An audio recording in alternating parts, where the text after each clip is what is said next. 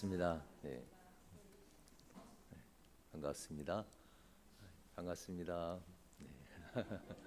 네, 반갑습니다.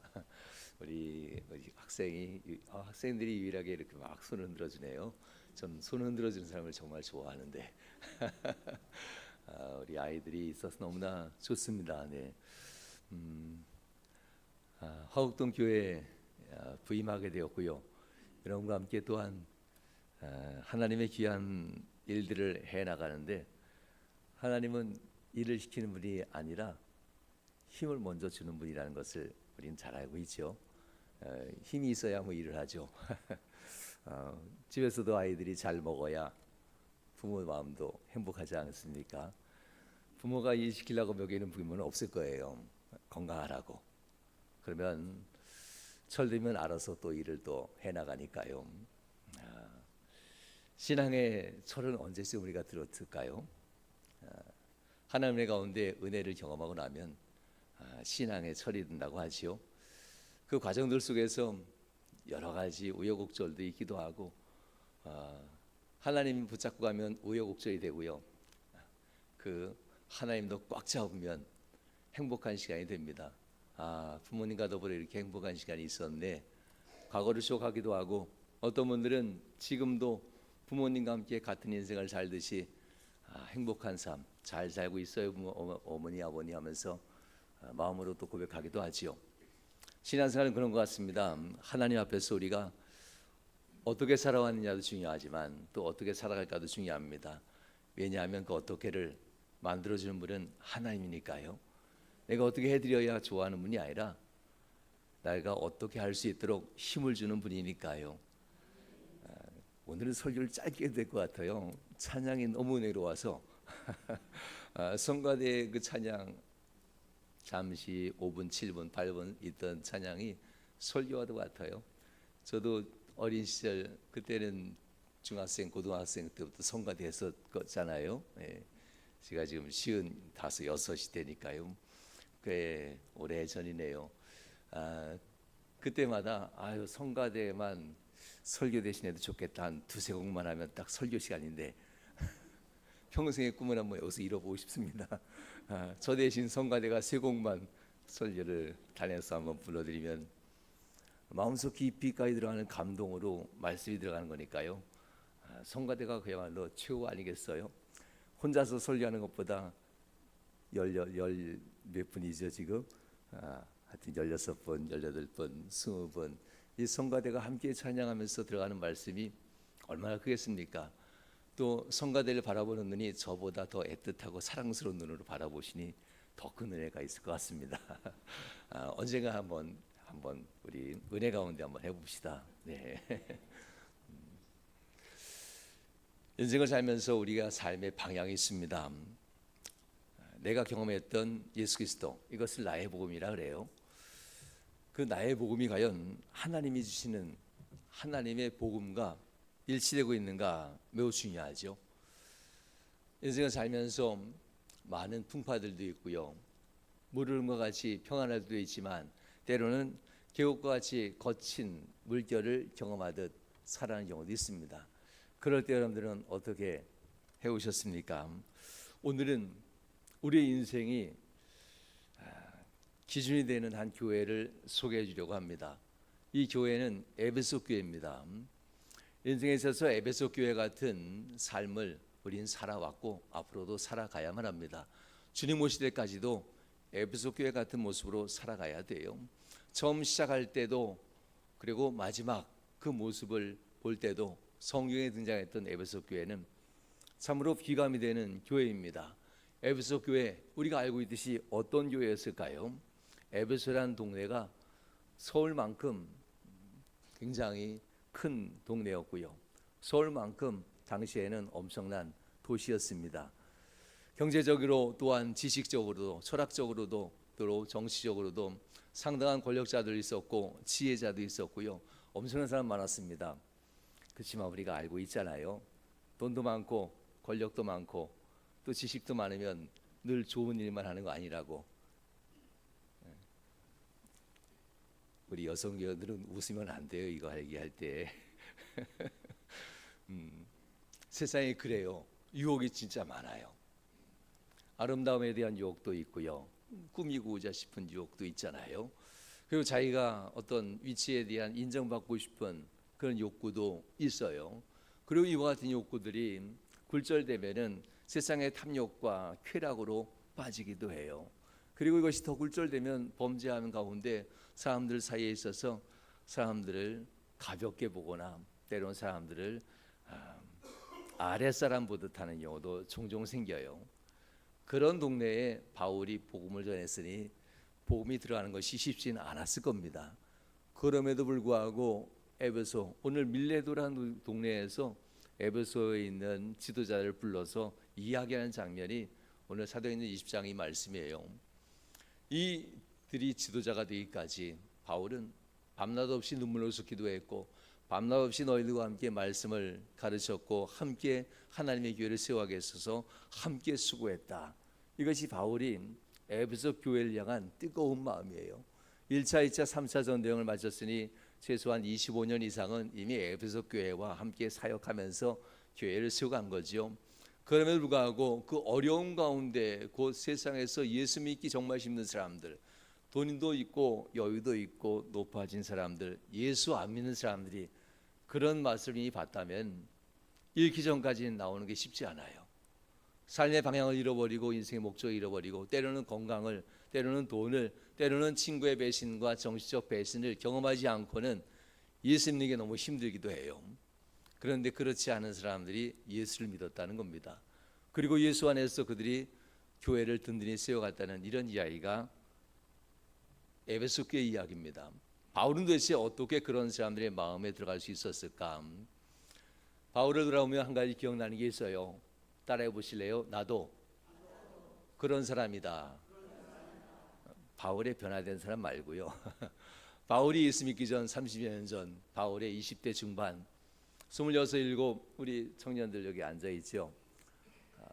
그때 바울은 이미 랍비를 가리키는 랍비가 되어서 예루살렘에서 최고로 인정받는 최고의 율법학자였어요. 20대 중반 넘어서 이미 최고였잖아요. 아버지는 다소라는 곳에서 곧 시리아의 안디옥 옆에 있는 다소라는 도시에 살고 있었고요. 이곳에 태어난 바울을 아버지는 예루살렘에 유학 보낼 정도로 재력도 있었고요. 율법에 대한 마음도 특심이었어요. 그런 가문에 자란 바울이 예루살렘을 어려서부터 유학 가서 12살부터 갔겠지요. 12살부터 성인으로 치니까요. 그때부터 가서 20대 중반까지 10여 년 동안 바울은 정말 최고의 학부 가말리엘이랍니다. 가말리엘이라는 분이 가르치는 그 학부에 들어가면 최고의 학부입니다. 이곳에서 배우고 또 배우고 또 배워서 최고의 사람이 됐지요. 그래서 자기가 알고 있는 율법을 지키는 것, 이것이 곧 하나님의 법을 따르는 것이고 하나님의 은혜 가운데 사는 것이라는 것을 확신했어요. 그런데 예수라는 자가 나타나서, 성경에 나오잖아요. 나타나서 세상에 없어져야 될 말씀을 전하고 있으니, 하나님의 율법의 질서를 해코지하고 해치는 말씀을 전하고 있으니 우리가 알고 있는 율법과 너무나 다르다는 생각으로 바울은 한 가지 방향을 전합니다. 표대를 정하죠. 예수라는 사상과 이념들을 뿌리째 뽑아버리리라. 하나님의 거룩한 율법, 곧 하나님 우리에게 주신 율법의 600개 조항을 우리가 지켜가는 것, 이것이 우리에게 주신 하나님의 유일하신 구원의 길이고, 그리고 유대인들 곧 우리들만이 하나님 앞에 선민이어서 구원받는데 다른 어떤 이도 구원받을 수 없다는 마음을 가지고 이 바울이 예수 믿는 사람을 잡아 죽여요.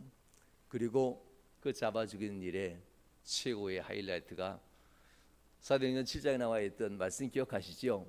스데반의 그 일, 이 스데반의 이 일로 인해서 그리스도인들이 얼마나 힘들었는지, 웬만한 일 가지고는 예루살렘 안 떠나요. 스데반의 일 정도 되니까 떠난 건데요. 아시잖아요. 바울이 스데반을 죽일 수 있는 증언을 해줘요. 바울이 라보디라 그랬잖아요. 최고의 랍비가 가서 스데반은 죽어도 괜찮다, 죽어야 된다라는 증언을 해주는 순간 예루살렘의 사람들은 스데반에게 돌을 던졌고 스데반을 죽였다는 사실입니다. 누가 죽였을까요? 판결 내린 사람, 증언 내린 사람, 스데반을 죽이는 현장에서 돌을 던지는 사람의 옷 맡은 자, 그가 바로 바울입니다.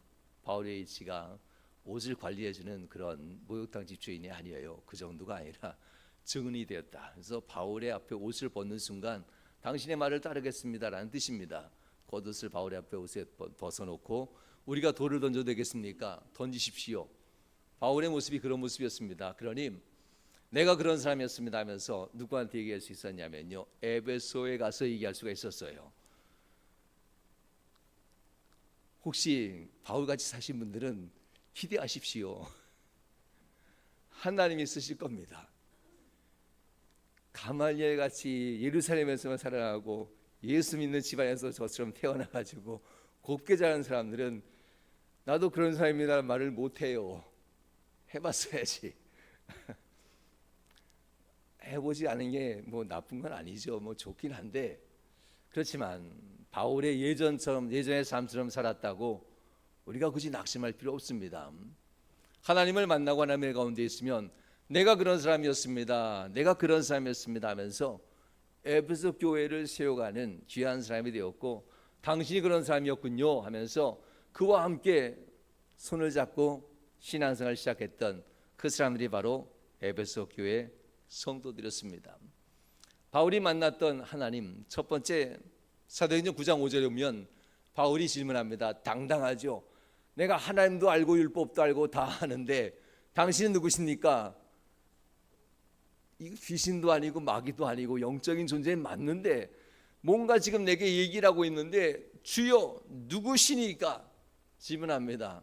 하나님도 알고 다 아는데 지금 내게 말하는 분은 하나님 같은 분이긴 한데 누구신가? 하면서 질문할 때 주님께서 얘기하죠. 내가 박해하는 예수다. 충격이잖아요. 은혜 받는 순간이 이런 거 아니겠습니까? 우리가 오래전에 이미 은혜 받았을 겁니다. 지금도 은혜 가운데 살고 있을 것이고 앞으로도 그 은혜 가운데 우리는 살아가야만 합니다. 경험하십시오. 아까 우리 정학재 원사님 기도하셨잖아요. 잘 살아야 되는데 왜 이렇게 잘 사는 게 힘든지. 다 같이 아멘 하셔야 우리가 똑같은 그죠? 정학재 원사님만 그런 분처럼 되잖아. 잘 살아야 되는데 왜 이렇게 잘 사는 게 힘든지 하나님 우리를 도와달라고, 우리 인도해달라고 하면서 기도했잖아요. 그러면서 하나님 앞에 나오는데 내가 예수다 하니까 깜짝 놀래요. 잘 살려고 기도하는데 내가 예수다 하면서 나 네게 인도해 줄게 하는데 생소한 목소리를 들려요. 누가? 바울이. 다 안다고 생각했는데 정작 예수의 이름을 내가 예수다 하는 소리를 듣는 순간 어떻게 그 음성을 따라 순종해야 될지, 정작 하나님 앞에 사명받고 음성 들었는데 하나님 앞에 감동도 받았는데 이거 생소해. 이거 해야 되나 말아야 되나, 하나님께 시간과 물질과 정성을 드려야 되나 말아야 되나 너무나 생소하단 말입니다. 왜냐하면 우리가 잘 하잖아요. 학교 가면 오른쪽 귀로 들어왔다가 왼쪽 귀로 나가서 뭘 배웠는지 뭔지 모르듯이 은혜도 그렇게 종종 흘러가는 경우가 참 많습니다. 바울이 그렇게 최고의 인텔리가 됐지만, 그는 하나님 앞에 최고의 지성은 됐지만 영적인 사람은 되지 못했다는 겁니다. 누구시니까? 나는 내가 박해하는 예수다. 충격이었어요. 어떻게 받아들여야 될지 하나님의 증거를 삼으시죠. 네가 이제 못 볼 거야. 못 볼 거야. 갈 길을 못 갈 거야. 바울에게 증거를 주는 겁니다. 그리고 너를 제일 무서워하는 사람 아냐니아가 다메섹에 있는데 너 안 만날 거다. 왜냐하면 네가 찾아주기로 했던 사람이 그 사람인데, 지금 네가 가는 길이 다메섹에 있는데 그 사람은 지금 널 피해서 도망가려고 하고 있는데 내가 그 사람을 내게 보내 내 눈을 뜨게 해줄 거다. 증거입니다. 이러면 네가 예수인지, 너는 나를 예수인지 알게 될 거야. 사랑하는 여러분, 바울조차도 증거가 필요했어요. 예수님을 아는데, 믿음을 아는데, 사명을 아는 데 있어서, 그 길을 걸어가는 데 있어서 마음의 감동만 가지고는 부족합니다. 주님의 증거가 필요해요. 그러면 눈을 좀 크게 뜨고 보면 돼요. 우리 남편이 10개 중에 7개 잘못했는데 오늘 5개만 잘못했네. 증거가 될까요? 안 될까요? 증거가 돼야죠. 우리 남편에 대한 소원의 기도가 그렇게 많은데 10개 중에 8개만 변화돼, 7개만 변화돼도 이거 응답 받은 거잖아요. 아내에 대해서 우리 남편들은 많이 기대 안 해요. 버리지만 않아도, 같이 살아만 줘도, 밥만 잘 차려주고 같은 집에만 있어도 너무 감사하니까, 아내는 남편을 너무나 사랑하니까 기도가 항상 많습니다. 우리 남편 교회 생활 잘하고, 우리 남편 예수님 만나고, 우리 남편 교회에서 기둥같이 쓰임받고 악인과 보아스처럼 우리 남편 교회에서 항상 목소리 크듯이 사명도 크게 하면 참 좋겠는데, 뭐 이렇게 아내들의 기도가 얼마나 영적입니까? 증거가 필요합니다. 바울도 역시 증거를 받았고 이 증거를 가지고 일어나게 됩니다. 가라, 사도행전 9장 15절 말씀에 주님께서는 이 바울에게 이야기합니다. 주께서 이르시되 가라 하면서 바울에게 주신 말씀인데요, 누구를 통해 줬냐면 아나니아라고 하는 분을 통해서 줍니다. 가라, 이 사람은 내 이름을 이방인과 임금들과 이스라엘 자손들에게 전하기 위하여 택한 나의 그릇이다. 주의 집엔 그릇이 많다고 합니다. 흙으로 만들기도 하고 독이라고 하죠. 나무로 만들기도 하고 금으로 만들기도 합니다. 그러나 어떤 그릇이 쓰임 받을까? 깨끗한 그릇, 준비된 그릇이라고 해요. 어떤 그릇이, 어떤 종류, 어떤 재질의 그릇이 아니라 얼마만큼 있느냐, 얼마만큼 준비됐느냐, 얼마만큼 괜찮은 사람이냐가 아니라 하나님은 타치 한 번만으로도 가라사대 하늘의 해가 1월 성신이라고 하죠. 물들은 한 곳에 모이기도 하고, 하나님의 말씀 한마디에 하늘에 날아다니는 새들이, 육지의 동물들이, 굳이 우리가 많은 준비가 아니라 하나님의 터치 한 번이면 그냥 바뀌는 거잖아요. 내가 이방인의 복음을 증거하기 위한 나의 택한 그릇이야 말하는 순간 그의 모든 세상의 질적이고 양적인 것들이 다 영적인 것으로 바뀌어지는 순간이 앞으로 만들어지게 됩니다. 어떻게 살았냐가 중요한 게 아니에요. 그 살아온 중에 주님의 타치가 있느냐가 중요합니다. 그러니 어떻게 인정받냐도 중요하지 않아요. 할렐루야. 하나님이 들으셨음이 감사지요. 얼마나 아름다워요. 하나님이 들으셨음이 감사. 하나님이 날 여전히 쓰심에도 감사. 얼마만큼 우리가 인생을 살았냐도 역시 중요하지 않아요. 여전히 지금도 하나님이 나를 타치하고 있음에 감사. 살아있음이잖아요. 아이들이 나가면서 아빠 다녀올게 이런 소리 혹시 듣는 분 있으면 진짜 괜찮은 아빠입니다. 꼭 들으시기 바랍니다. 저도 자주 못 듣습니다. 하나님 앞에서 그렇게 귀하게 쓰임 받아야 합니다. 누군가에게 우리가 불려지고, 누군가에게 기억되어지고, 누군가에게 우리가 보살핌 받는 존재들, 그 누군가가 하나님이라면 우리의 연로함도 별 의미가 없죠. 우리의 약함도 별 의미가 없습니다. 우리에 대해서 사람의 인정함이 아니라 하나님이 여전히 나를 부르시고 있다면 그것만으로도 우리가 주님 부르는 그날까지 가는 거 아니겠습니까? 바울은 바로 이와 같이 성령의 인도하심을 따라서 예수 그리스도를 붙잡고 살아가는 인생을 삽니다. 그리고 항상 자기가 앞섰던 율법의 사람이었던 그가 이제는 예수님이 이끄는 대로 움직이는 사람이 됩니다. 예수님이 입을 여는 대로, 열어주신 대로 그의 안에 있던 말씀이 나오고요, 예수님이 생각나게 해준 대로 말씀을 전하게 되고, 그가 전하고 싶은 말씀, 그가 붙잡고 싶은 말씀이 아니라 주님이 품게 해주는 말씀, 주님이 전하고자 하는 말씀을 전하는 자로 바뀌어지게 된다는 겁니다. 우리 장로님, 권사님, 여러분, 성도 여러분들이 꼭 그런 분이 되시 바랍니다. 억지로 하면 재미가 없어요. 그러나 나오는 것 가지고 하나님이 앞에 한다면은 생각보다 재밌어요. 인생을 살면서 우리의 삶 가운데 성령께서는 이 즐거움과 함께 경고를 종종 합니다. 힘들겠다, 어렵겠다. 이게 무슨 뜻일까요? 따라해 보실래요? 그래도 하겠느냐? 이 말 하려고 힘들다는 얘기 하는 거지, 하지 말라라는 말 하려고 힘들다는 얘기 하는 거 아니에요. 힘들고 어려운데, 상황이 잘 안 좋은데 목사님이 이렇게 얘기한다면 무슨 뜻일까요?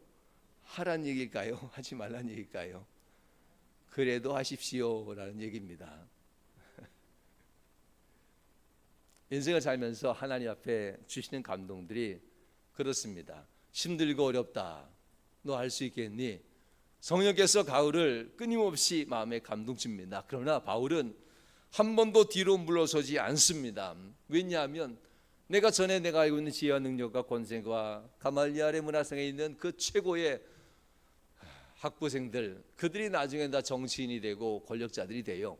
가말리엘의 출신들이, 서울대학교 정치과 출신들이 되듯이 그 출신들이 예루살렘 움직이고 유대를 움직이는 사람입니다. 그 인맥을 가지고 그 지력을 가지고 했던 그지만 이제는 달라졌어요. 누가 함께 하는 것을 아냐면요, 내가 네가 박해하는 예수다. 주님이 함께 하는 것을 이제 알았거든요. 저 주님이 바로 하나님이라는 것을 알았거든요. 그렇기 때문에 바울은 한순간도 뒤로 물러서지 않습니다. 고린도전서 15장 9절에서 바울은 정말 인생을 다 살면서 40년 뒤에 고백하는 내용이 있어요. 이렇게 고백하지요. 나는 사도 중에 가장 작은 자라. 한글판에는 지극히 작은 자라고 표현했어요. 왠지 개혁 개정판보다는 개혁 한글판이 더 따뜻한 느낌이 들어요. 지극히 작은 자라라고 고백하지요. 작은 자 중에 가장 작은 자라. 나는 하나님의 교회를 박해함으로 사도라 칭함받기를 감당하지 못할지 아니라, 그러나 내가 나 된 것은 하나님의 은혜로 된 것이니 내게 주신 그 은혜가 헛되지 아니하여 내가 모든 사도보다 더 많이 수고한 것은 내가 한 것이 아니요 나를 끊임없이 붙들어주는 하나님의 은혜로 한 것이다라고 얘기해요.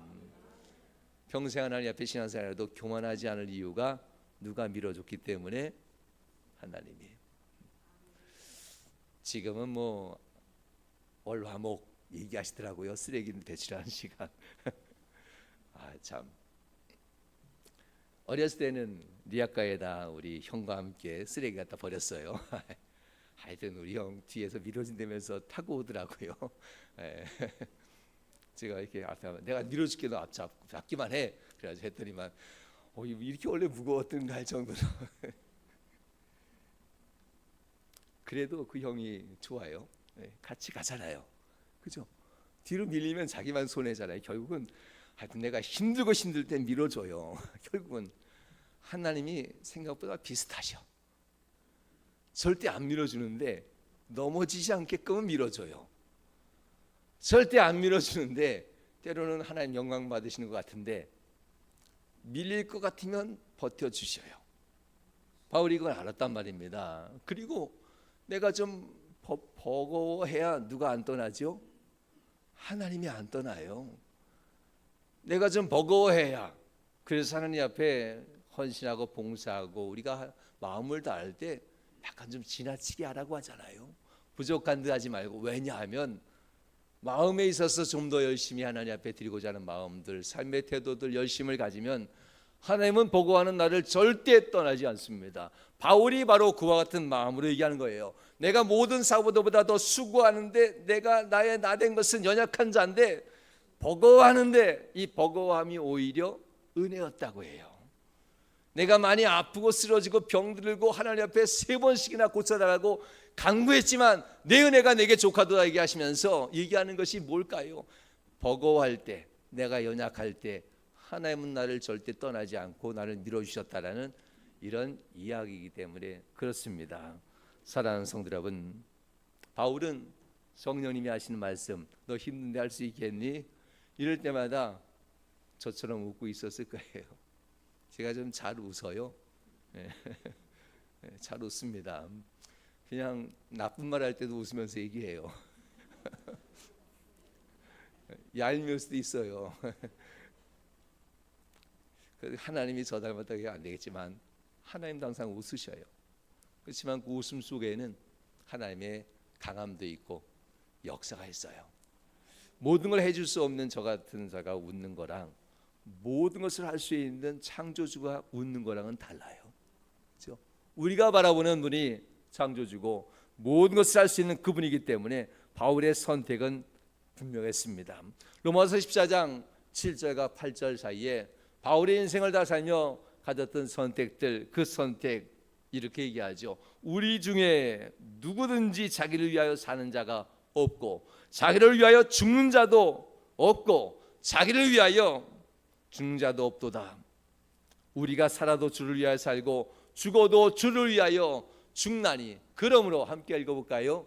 사나 죽으나 우리가 주의 것이로다. 아멘. 로마 7장 마지막에 내 육체와 내 영적인 마음이 갈등한다고 하지요. 그러면서 마지막에 이렇게 얘기해요. 그러나 내 안에 계신 예수 그리스도를 말미암아 내가 오히려 살아갈 수 있다면서 그분께 감사를 드린다고. 내가 많이 배웠고 많이 알고 많이 신앙생활했고 많은 영적인 체험을 했고 삼층천까지 갔다 왔던 영적인 사람이고 내 손수건으로 죽어가는 사람이 고침받고 내 인생의 삶에 많은 역사와 기적이 있었지만 오라 나는 공관자로다. 여전히 겉모습은 괜찮은 목사이지만 속모습은 연약한 갈등하는 자에 불과합니다. 그런 내가 주님을 붙잡는 것은 내가 남에게 복음을 증거하고 남에게 남을 구원하는 데 힘썼지만 나는 오히려 버림을 받을까요? 내가 나를 복종한다 하면서 바울은 그렇게 고백합니다. 두렵고 떨림으로 너의 구원을 이루라. 주님이 하신 말씀이잖아요. 사랑하는 여러분, 우리 인생 항상 겸손함으로 주님 앞에 바울처럼 설 수 있길 주님으로 축원합니다. 사나 죽으나 다 우리는 주의 것이라고 고백했던 바울의 고백, 에베소 교회를 향하고 있는 고백이기도 해요. 사랑하는 여러분, 디모데후서 4장 7절과 8절에 바울은 그의 마지막을 이렇게 얘기하죠. 그러나 마지막이 아니었을 거예요. 항상 마지막처럼 하나님 앞에 바울은 삽니다. 나는 선한 싸움을 싸우고 나의 달려갈 길을 마치고 믿음을 지켰으니 이제 우러는 나를 위하여 의의 면류관이 예비되었으므로 주 곧 의로우신 재판장이, 이 다음이 정말 은혜로운 부분이에요. 그날에 내게 주실 것이며, 함께 읽어볼까요? 내게만 아니라 주의 나타나심을 사모하는 모든 자에게 도니라. 주의 나타남을 사모하는 모든 자, 주의 나타나심을 사모하는 자. 여러분 찬양 중에 마라나타 아시지요? 마라나타라고 부르는데요. 이겁니다. 주의 나타나심을 사모하는 모든 자. 마라나타라는 찬양을 부르면서 내게도 의의 멸관 준비하시면서 의로운 재판장인 주님께서 이 자리에서 나를 기다리고 있을 텐데 내가 주님 앞에 그날 주님 만나기를 소원합니다 하면서 찬양하기도 하고 함께 고백하기도 했던 찬양이잖아요. 바울은 그렇게 마지막에 항상 마지막을 살듯이 이 디모데후서 4장 7절과 8절 말씀을 마음속에 담고 살아갑니다. 에베소 교회 성도들에게 간절히 당부하는 겁니다. 앞으로 인생을 살면서 나와 같이 살길 소원합니다 하면서 교회를 부탁합니다. 미래에 돌아가는 해양 도시 인천과 같은 도시입니다. 이곳에서 교회를 부탁합니다 하면서 이야기합니다. 성도 여러분, 저에게 교회를 부탁하지 마시고 제가 여러분에게 교회를 부탁해도 될까요? 제가 앞에서 끌 테니까 다 같이 뒤에서 밀어달라고요.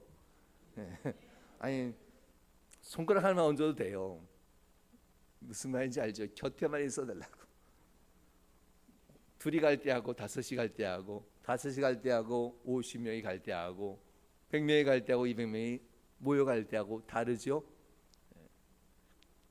하나님 앞에서 이 화곡동 교회를 여러분께 부탁해도 될까요? 장로님 부탁해도 될까요?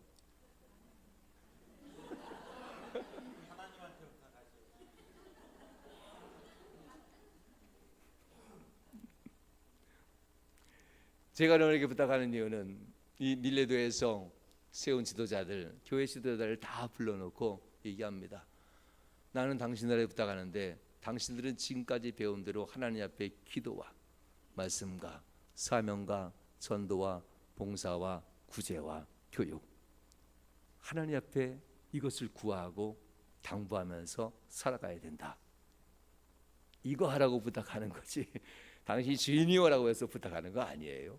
이제 장로님 아멘이 되겠죠? 할렐루야. 네, 우리 장로님뿐만 아니라 다른 장로님들, 권사님들, 집사님들, 여러분 모두가 다 우리 예배하러 나오지만 동시에 하나님의 옆에 맡은 직분들이 있습니다. 기도와 예배와 말씀과 선교와 구제와 봉사와 교육과 하나님 앞에 이거 위해서 기도하라고, 이걸 여러분에게 부탁하고 함께 기도하면 됩니다. 리아카가 생각보다 크지 않아요. 그러니까 가까이 오셔서 기도하시고요. 중보기도실도 3개씩이나 있더라고요. 얼마나 기도가 뜨거운지 여기서도 해야 되는데 거기까지도 만들고 보면서 야 뜨겁다. 아멘을 안 하시면 안 되는데 기도를 더 열심히 하라고 만들어 오신 건가요? 그럼 아무튼 교회를 부탁합니다. 그리고 여러분들은 하나님이 위임하신 그 은혜의 일들, 물론 저도 앞에서 놓지 않고 끌고 갈 거예요. 기도와 예배와 선교와 구제와 봉사와 교육과 서로 섬김에 대한 거 끌고 갈 겁니다. 여러분들 이를 위해서 함께 기도하면서 교회를 세워가도록 하십시다. 말씀하시겠습니다. 인생에 있어서 터닝 포인트들은 모두가 각자 다를 수 있습니다. 그러나 터닝 포인트의 방향은 모두가 다 똑같아야만 합니다. 각자 예수 믿는 터닝 포인트는 다릅니다. 그러나 예수를 향한 마음은 다 하나로 갑시다. 볕골이라고 했잖아요. 화곡. 우리 둘째 아들이 빛날 찬자, 벼도자를 썼던 빛날 찬자가 들어가 있어요. 그래서 이 둘째 아들이 그 쌀이 도장하고 나면 얼마나 반짝반짝 빛나는지, 그래서 그 찬자를 써줬어요. 사람들을 먹여 살릴 수 있고 나눠줄 수 있는 아들이라고. 벽골도 역시 마찬가지 아니겠어요? 도장하면 얼마나 아름다워요. 많은 사람에게 말씀도 나눠주고 은혜도 나눠주고 사랑도 나눠주고 봉사하며 섬길 수 있는 그러한 벽골, 화곡, 동교회, 우리 교회가 될 수 있길 축원합니다. 이 시간 우리 1분간만 기도해 봅시다.